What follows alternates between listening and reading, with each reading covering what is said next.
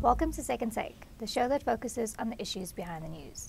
This week, Zimplats is held as a safety benchmark, CSIR researches hydrogen storage technologies, and a local borehole logging system is going global. Mining Weekly editor Martin Creamer unpacks the headlines. Welcome, Martin. Hi, Sashni. Now, the Zimplats mine in Zimbabwe has been held up as a safety benchmark at the mining endeavor. Yes, you know, I've noticed that coming out of Zimbabwe are only good reports. When you go to the Impala presentation or the Anglo-American Platinum presentation, you never get negative reports out of mining of platinum in Zimbabwe. So there's something about the mentality of the workers there.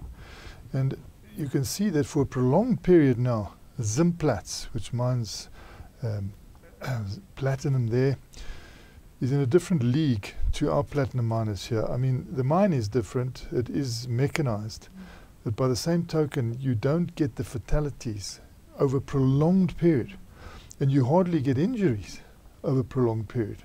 So I think they've had 3 so far this year. And they talk about testing the mental attitudes of workers, which I think is quite important.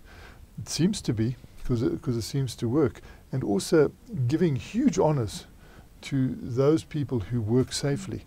So those two stimuli, you know, could really help us in South Africa, but I think it's much bigger than that. The approach to mining is really conscientious in Zimbabwe, whereas we find in South Africa we've got a fractured approach.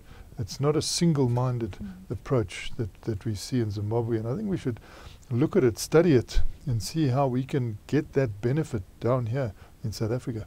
And the CSIR is researching hydrogen storage for platinum using fuel cells. Yes, you know, I mean, it's good that South Africans are really taking the fuel cell situation seriously. Okay, a lot of people are saying the impediment of the fuel cell is the platinum because it's very expensive. So they're trying to bring that down, and there's all sorts of research. But by the same token, South Africans should be studying, you know, the role of hydrogen, how it can actually give us energy in a very clean way, because everywhere else that I see that is sane is studying this. I mean, if you look at yesterday, it was declared the National Fuel Cell and Hydrogen Day in the United States of America. And this is the 4th year running that they've had it. And it's also a very clever day because they declare it in the 10th month, and it's the 8th of the 10th month, which is the same as the atomic weight of hydrogen. So, you know, they've really thought it out. But when you see the way the Senate and the House of Representatives, the way they talk about this, it's very encouraging. And we should see our efforts in South Africa in the hydrogen front and Hydrogen SA trying to dovetail more with these international efforts. I don't see a link like the state of Connecticut in the United States is saying we are the fuel cell state. You've got California promoting, you know, hydrogen fuel cells vigorously.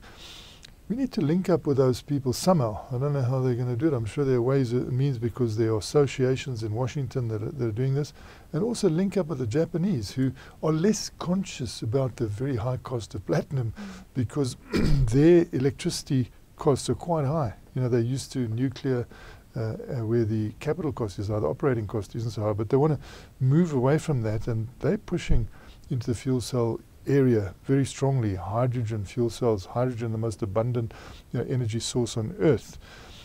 We also have trains now, you know, being powered in Germany, in Denmark, in Canada, in the Netherlands, France, powered by fuel cells. And we can't be too conscious of supply, because you can't just say, I'm supplying platinum, therefore you must use the platinum. You know, you need to get into the demand side. What is demanding this, and how can we fit in as South Africans?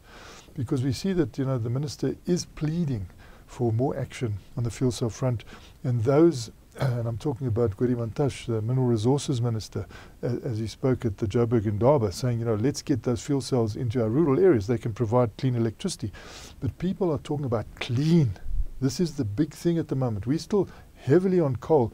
You know, we could start planning how we are going to integrate our own platinum, at the same time making sure that we don't fall out of kilter in the world, because we do want that demand for the platinum to be real. and not just something we create. But you can see it is real around the world. People are wanting fuel cells, so let's get that platinum. I think we're going to have to bring it down the cost curve to some extent. The cost of the way we produce platinum here is just too high. We've been in a tradition of very high cost. We're going to have to come down on that, and at the same time look at all this clean energy thrust, which is serious. I mean, you could see the statements yesterday saying that if we are going to not increase the temperature of the earth beyond 1.5 degrees, we're going to have to be coming off coal completely, eh? So that's quite a sobering thought.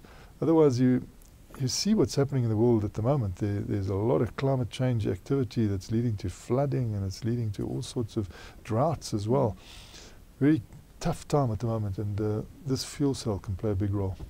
And lastly, a Chinese delegation will be given insight to a proudly South African borehole logging system next week. Yeah, I think it's great that the Chinese have recognized that they can gain a lot from the way we measure minerals in a meticulous way, and then we feed that information onto the stock exchange of Johannesburg, and then someone is saying, okay, you're going to take my money, but what have you got in the ground? You can give them a figure very accurately.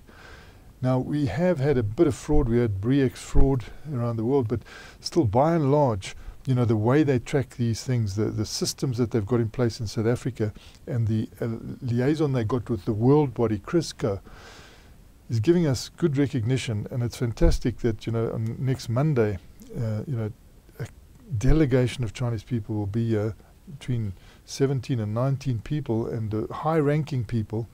When you look at the positions that they hold, high-ranking people within the resources industry and the land industry in China, wanting to really study this up over 3 weeks so that they can be part of the world when it comes to the standards. It's almost like a bureau of standards, how you report on what your metal reserves are in the ground, what your mineral reserves are, what the resources are, and get a common field throughout the world. They'll become the 14th member of CRISCO. But what is so impressive is that during this time there, South Africans are trying to push some of the products that we got.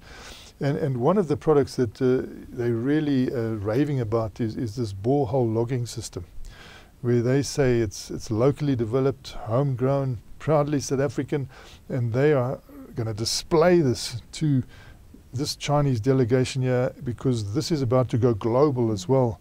It's called Sable, this product from Datamine. And so we're taking this opportunity of also promoting not only our standards, but also some of our winning products when it comes to borehole databases and the logging of those very accurately from the start. And many people who have been in this business for decades say there's nothing to beat the South African product. I hope they do a lot of other promotions for South Africa, because China is a huge market.